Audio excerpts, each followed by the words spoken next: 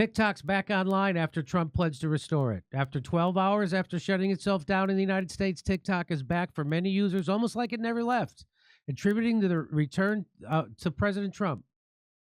This is the statement from TikTok. In agreement with our service providers, TikTok is in the process of restoring service. We thank President Trump for providing the necessary clarity and assurance to our service providers that they will face no penalties providing TikTok to over 170 million Americans, 170 million Americans, and allowing over 7 million small businesses to thrive. It's a strong stand for the First Amendment and against an arbitrary. It actually was horrible for business. If they shut this down, literally 7 million businesses need TikTok. It's a strong stand for the First Amendment and against arbitrary censorship. We will work with the President Trump on a long-term solution that keeps TikTok in the United States. The whiplash move to bring the app back comes after TikTok became unusable for Americans late Saturday night. Users who tried to open the app at that time were met with a message saying it was offline and asking users to stay tuned. Early on Sunday, Trump said he would issue an executive order following his inauguration on Monday to delay the enforcement of the divest or ban law. And within hours, access to TikTok's app and webpage began to return to U.S. users. Hip, hip, hooray. But by the way, they banned us twice already. So we're not allowed on TikTok. So it's kind of bittersweet for me.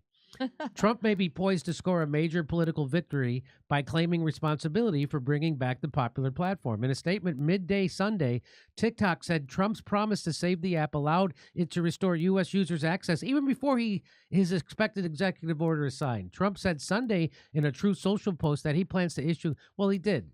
So he did all that. Trump has said he was considering a 90-day extension in the ban to give him time to work out a deal to sell the app to a non-Chinese owner. In his post, Trump, that's not the problem, by the way. That's all made up. The problem is Israel. Israel doesn't like TikTok because TikTok is 90% anti-Israel. And young people are on TikTok. That's what the problem is.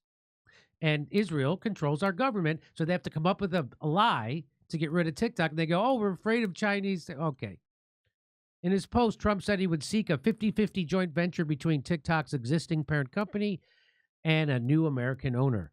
Such an announcement could serve as a kind of immediate political victory for Trump with America's youth. You think? You think, CNN? Although Trump supported a TikTok ban, imagine if CNN had 170 million viewers in America. Although Trump supported a TikTok ban in his first term as president, he was recently said he wants to keep the app alive, posting on Truth Social Sunday saying, save TikTok. Yeah, he wants to keep it alive. There it is, save TikTok. He attributed his election victory in part to TikTok at a press conference at Mar-a-Lago in December. I have a warm spot in my heart for TikTok, he said, then claiming to have won the youth vote by a significant margin. And there are those that say that TikTok had something to do with it. I think it did. The law banning TikTok passed with strong bipartisan support in Congress because AIPAC owns both parties, citing national security concerns, double CK, although a Pew Research Center survey in 2023 found about half of Americans supported the ban. It has consistently proven unpopular with younger generations. Trump's executive order could face challenges, including from members of Trump's own party who say they opposed any extension of the ban. We commend Amazon, Apple, Google, and Microsoft for following the law and halting operations by TikTok. And we encourage our other companies to do the same. Who said that? Tom Cotton. And Pete Ricketts in Nebraska wrote in a joint statement Sunday, the law, after all, risks ruinous bankruptcy for any company who violates it. Now that the law has taken effect, there's no legal basis for any kind of extension of this. Oh, cut it out. Cotton and Ricketts, who are, I'm sure, 100% controlled by AIPAC, said TikTok should only come back online by severing all ties with TikTok and communist China. Only then will Americans be protected from the grave threat posed to their privacy. Oh, really? We live in a surveillance state. It's over. The Patriot Act app happened. We have no privacy in America. The app's brief blackout marked the realization of a years-long effort to block U.S. access to TikTok over national security concerns related by its China-based owner. Outgoing President Biden signed a law last April that gave ByteDance 270 days to sell TikTok to an owner from the United States or one of its allies or face a ban. So even if Trump pledges to reverse the ban, he can't simply undo a law passed by Congress and signed by a president with an executive order. Glenn Greenwald says, the only thing's more stunning than watching the United States government forcibly close a speech, information, and community social media platform that 170 million of its citizens voluntarily chose to use is seeing that it's Trump, almost alone in Washington, D.C., fighting to keep it open.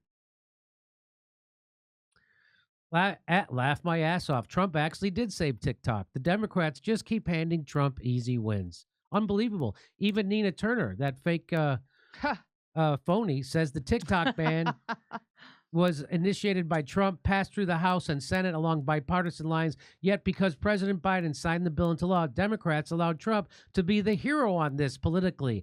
Absolutely malpractice by leadership. Michael Tracy says Biden blocking implementation of TikTok ban at the last minute following months in which he could be rightly blamed by young voters for banning TikTok would be yet another pitch-perfect example of Democrats' political ineptitude. They are.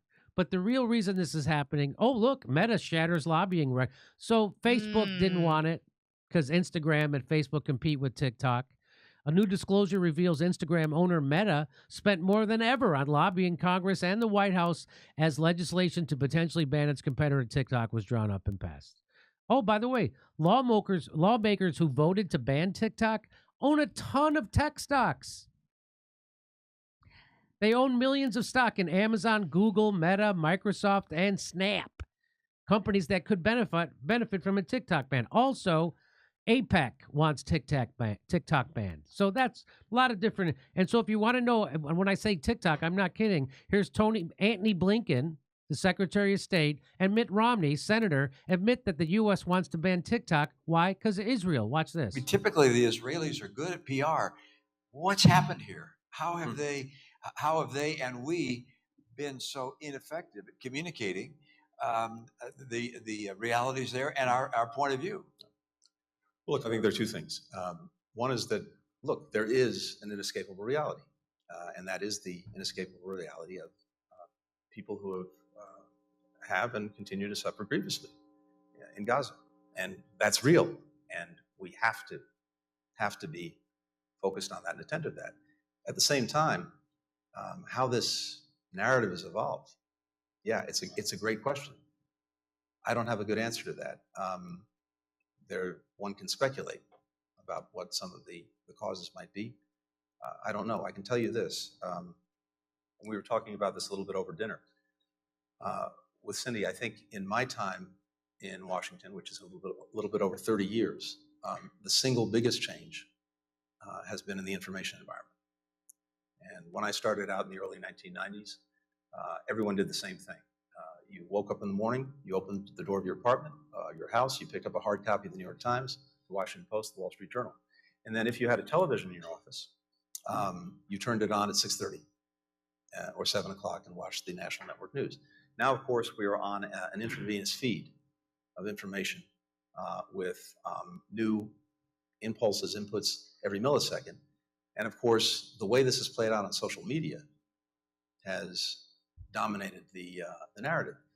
And you have a social media ecosystem environment in which context, history, facts get lost, and the emotion, the impact of images dominates. And we can't discount that. But I think it also has a very, very, very challenging effect on the narrative. Yeah, a small parenthetical point, which is some wonder why there was such overwhelming support for us to shut down potentially TikTok or other entities of that nature. If you look at the postings on TikTok and the number of mentions of Palestinians relative to other social media sites, it's overwhelmingly so among TikTok broadcasts. So I'd note that's of real interest, and the president will get the chance to make action in that regard. That's what that's about. And here's the guy who's the head of the ADL, Anti-Defamation League, which is they call everybody anti-Semites. And here's what he says. You must take this deadly seriously. Pushing extremists off Wikipedia might not seem equal to the challenge of pushing Hezbollah north of the Litani River. Capturing TikTok might seem less meaningful than holding on to Mount Hermon. Libelous tweets certainly might seem less deadly than missiles from Yemen. But this is urgent because the next war will be decided based on how Israel and its allies perform online as much as offline. There you go. There's the head of the ADL. There's Mitt Romney out just saying it. The reason why we banned TikTok is because they're talking, there's too pro-Palestinian on TikTok. That's the problem. And Israel, AIPAC, controls our government. There you go. Okay, I guess that's it for today. We'll see. We're doing live stand-up shows in Los Angeles in Studio City. When? February 1st and 15th. February 1st and 15th. Oh, do I have a read? Yes. Oh, You have it's several doing- reads. I didn't know. Can I have a new blue background, please, before you do that? Thank you. Okay, come to me. Hey, come see us on tour in Los Angeles, Dallas, Texas, Austin, Baltimore, Atlantic City, Cohoes, New York, and Providence, Rhode Island. Get your tickets at jimmydore.com. That's where they're the most affordable. Oh, okay. Hey, have you ever caught yourself reaching for a bad habit when you're out with friends? Maybe it's the moment when you just want to fit in, but you know there's a better alternative. Well, that's Fume. The sponsor of today's podcast has created an innovative flavored air device. It's not about quitting. It's about finding a better alternative. Fume is an award-winning device that draws flavor to your mouth, satisfying your oral fixation with non-toxic, nicotine-free, and vapor-free flavors. Think of it as herbal tea compared to sticky soda. One of the coolest things about Fume is its design. Not only does it look sleek and premium, but it's also an awesome fidget tool with magnets and clicks to help calm your anxiety. My personal favorite flavor, crisp mint, refreshing and satisfying without any of the harmful effects. Fume is perfect for those moments when you want to break away from bad habits and still have something enjoyable to reach for. Plus, with no batteries required, you'll never need to charge it. It's guilt-free alternative that can be used anywhere. And here's a special offer just for you. Fume has already helped over 300,000 people build better habits. That's right. Try Fume today. And if you order your Journey Pack now using my code JimmyDore, you'll get a free Fume topper. An awesome accessory to level up your experience. Go to tryfume.com/JimmyDore or scan the QR code on the screen. Fume.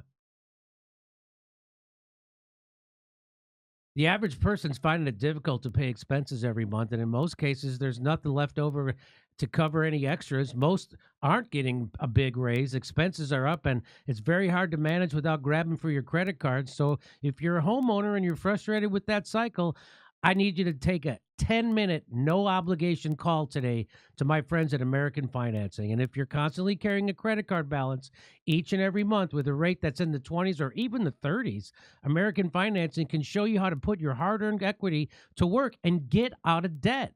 Their salary-based mortgage consultants are saving their customers an average of $800 a month. And if you get started today, you may not have to make your next month's mortgage payment.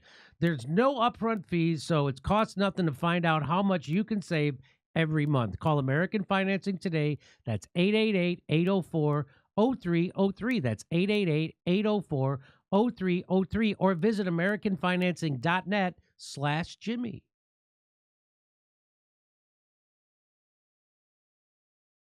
Hey, you resolved getting healthier this year, right? That's your resolution? Well, great. How are you going to do it? Supplements? Okay. Some green fruit and vegetable drink? Fine. But ask yourself, do any of these promise better health? Promise better health? No. What's the point of green drinks and health supplements if you aren't 100% confident they'll improve your health? That's where Field of Greens is better. It's a better health promise. Makes it radically different. Listen to this. You enjoy a delicious Field of Greens drink each day, and at your next checkup, your doctor will notice your improved health or your money back. How in the world can Field of Greens promise better health? Because each fruit and vegetable was doctor selected for a specific health benefit. There's a heart health group, lungs and kidney groups, metabolism, even healthy weight. One drink a day, it's all it takes. You'll look and feel healthier with more energy fast. And your doctor will notice your improved health or your money back. Get 20% off your first order with the code Jimmy at fieldofgreens.com. That's code Jimmy at fieldofgreens.com, fieldofgreens.com.